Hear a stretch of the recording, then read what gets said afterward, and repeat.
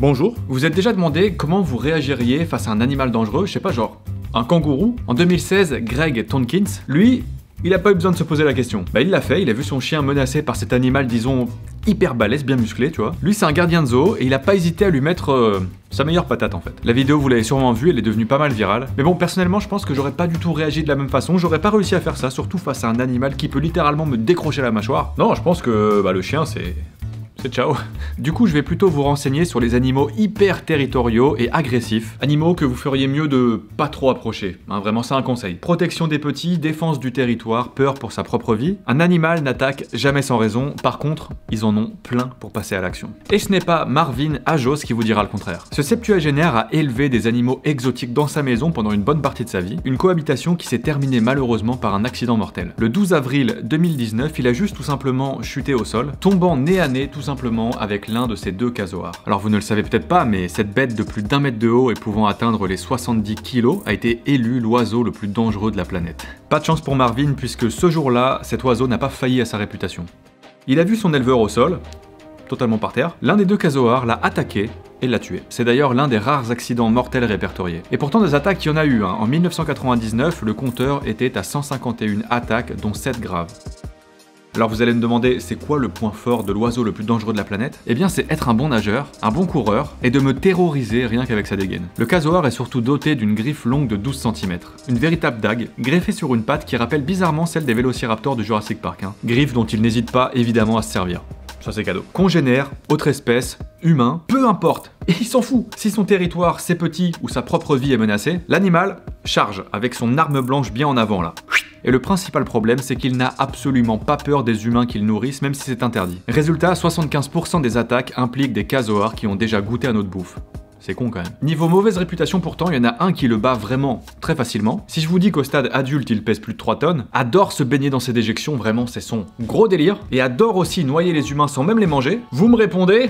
Mettez ça dans les commentaires. Bon, peut-être que vous l'avez trouvé, je parle bien sûr de l'hippopotame. En plus d'être super impoli en vous éjectant de la chaîne alimentaire en 1 seconde, cet herbivore est en effet considéré comme l'animal le plus dangereux d'Afrique. Son score, juste 500 morts par an, soit 5 fois plus que le lion, tout simplement parce que cette grosse bête qui a l'air, il a l'air assez sympa dans l'idée en fait. Il aime pas trop qu'on marche sur son territoire, tu vois, son territoire, c'est le sien. C'est tout, t'y touches pas du tout. D'ailleurs, il hésite pas à la rappeler en se servant de sa queue plate pour éjecter un petit peu ses excréments un petit peu partout, quoi. C'est vraiment son délire, ça. Toute intrusion, qu'il s'agisse de vous ou d'un mâle étranger, peut le pousser à passer à l'action. Ça, encore plus si des membres de son groupe ou les petits montrent des signes de stress. Si vous voyez un hippopotame bâiller, non, il est pas forcément fatigué en fait. Il s'apprête peut-être juste à vous attaquer. Mais il peut aussi simplement vous fixer avant de vous charger en déplacement sous-marin. Ouais, car la plupart de ces attaques ont lieu dans l'eau. Et là, il vous reste plus qu'à prier en tentant de rejoindre la berge sans faire de mouvement brusque et en évitant un déplacement linéaire. Ça, sans oublier que sur Terre, vous n'êtes pas du tout sorti d'affaire en fait, parce que l'hippopotame peut en effet courir jusqu'à 50 km/h, c'est beaucoup plus que moi. À titre de comparaison, Usain Bolt, 44 km/h. Hippopotame, 50. D'ailleurs, il n'y a pas que les hippopotames qui peuvent s'amuser avec vous dans l'eau, non. Le crocodile marin, lui aussi, c'est son terrain de jeu favori, c'est son délire. En plus d'être le plus gros et le plus lourd reptile du monde, c'est aussi une espèce très territoriale. Ça veut dire qu'il a un petit peu de mal à partager son territoire avec ses semblables. Non. Et du coup, encore plus avec vous. Personnellement, il vous aime pas trop. Moi non plus d'ailleurs, il m'aime pas. Et si vous ne respectez pas sa propriété privée, vous pouvez facilement devenir son goûter. Toi, à 4 heures, tu grailles des chocs à pic, lui, il te mange toi quoi. À cause de sa taille immense et de sa mâchoire surpuissante, il n'hésite pas en effet à s'en prendre à des très grands animaux dont nous faisons partie. Ça sans oublier que sa croissance démographique le pousse à se rapprocher des zones à forte densité humaine. Il est donc totalement pas impossible de le croiser. Et vous pensez pouvoir vous éloigner avant qu'il passe à l'action? Non, parce qu'en fait un crocodile ne vous laissera jamais deviner qu'il va vous attaquer. Non, son truc c'est plutôt l'effet de surprise, l'effet waouh. Genre t'es là tranquille, tu vois un petit crocodile, ouah c'est stylé, il a l'air super chill celui-là, et bam! C'est fini. Votre seule chance peut être à la limite, c'est lui mettre un doigt dans l'œil.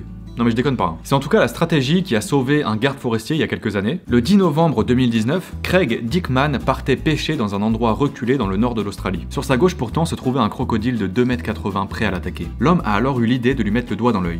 La seule partie pas bulletproof de l'animal. Un réflexe qui lui a donc permis de s'en sortir avec juste quelques lambeaux de chair en moins. Impressionnant quand même. Bon après faut avoir le réflexe de mettre un doigt dans l'œil à un crocodile quoi. Dans ce cas là c'est quand même plus simple d'éviter de pêcher dans un lac où il y a peut-être des crocodiles. Bizarrement je pense que ça fonctionne aussi.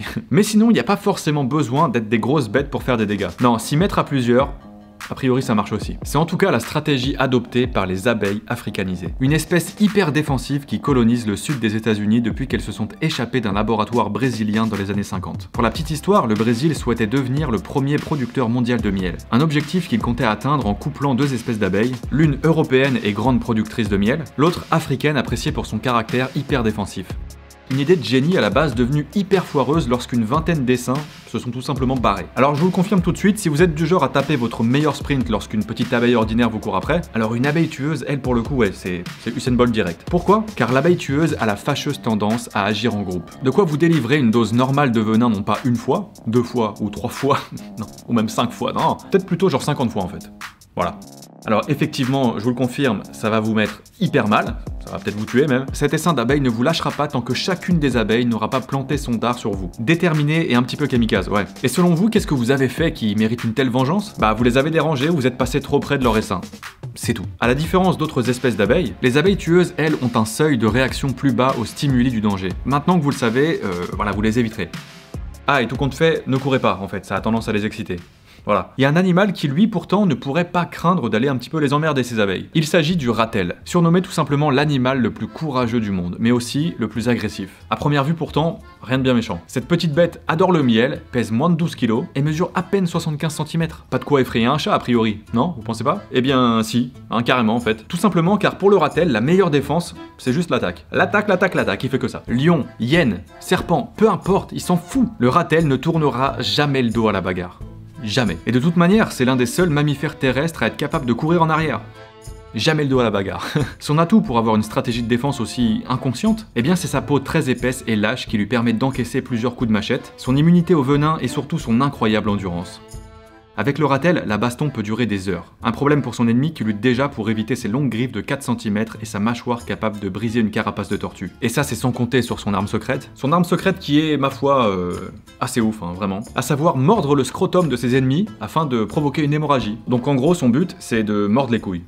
Pas hyper classe, mais certainement efficace. Alors rassurez-vous pourtant, hein, si vous avez pas envie de le croiser, bah lui non plus n'a pas envie de vous rencontrer. Et tant mieux, hein, faut éviter de le rencontrer quand on sait que le mamba noir peut littéralement devenir son goûter. Vous savez, ce serpent qui est considéré comme l'un des serpents les plus dangereux du monde. À l'inverse des autres espèces de serpents, ce reptile de 4 mètres peut se montrer super territorial. Face à une menace, ce grand peureux tentera avant tout de se mettre à l'abri, mais si vous vous trouvez entre lui et sa tanière, il y a de grandes chances pour qu'il passe en mode défensif. Et là, je vous le dis, vous êtes mal barré. Genre vraiment un face à face, un combat homme mamba noir.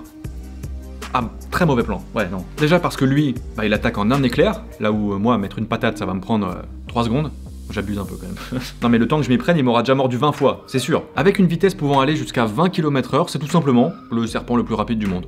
Voilà. Et ensuite, je vous conseille d'éviter le combat avec lui parce que sa morsure peut faire de gros dégâts, je pense que vous le savez. Libérant un paquet de neurotoxines, le second plus grand serpent venimeux du monde s'en prend à votre système nerveux. Alors vous pouvez dire au revoir à la mobilité de vos muscles, au contrôle des battements de votre cœur, et bonjour à la paralysie de vos voies respiratoires. Votre meilleure défense face à un mamba noir, a priori, c'est clairement d'ouvrir grand vos yeux et de pas du tout l'approcher. Tous ces animaux me mettent une angoisse assez balèze, mais je crois que vraiment celui que je voudrais pas croiser, c'est le ratel. J'ai pas envie de me faire mordre les burnes en fait. Non, j'ai pas envie. Ah là là, mordre le scrotum. Vraiment une attaque de petits enfoirés. N'hésitez pas à me dire dans les commentaires quel animal vous effraie le plus dans cette liste. Et globalement, n'hésitez pas à réagir à la vidéo. J'espère qu'elle vous aura plu. Vous pouvez mettre un petit pouce en l'air pour soutenir comme d'habitude, vous abonner à la chaîne pour ne jamais rien louper de ce qui arrive. Et quant à moi, comme d'habitude, je vous donne rendez-vous la semaine prochaine. À très bientôt car la science n'attend pas. Salut!